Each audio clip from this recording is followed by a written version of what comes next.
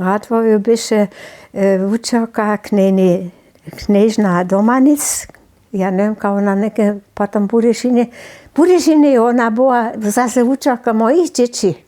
A potom mám Jara Riane a dobre dopomneča na Manfreda Gagla, učer ze Hodžia od tute firme, keramické firme ze Hodžia.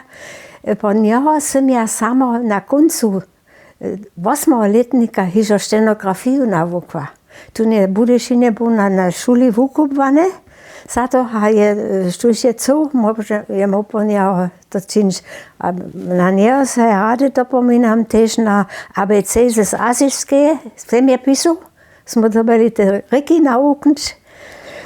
A všelaké veci.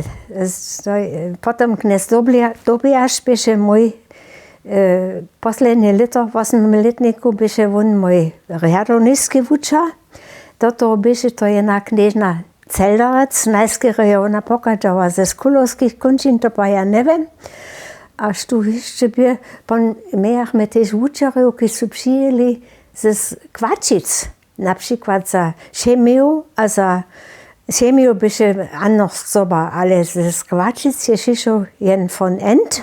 Po mojem začuta jeho džoka, alebo přírodná džoka, nekej budeš i nedživa ve kupnici, tiež jak hoďu nakúpať.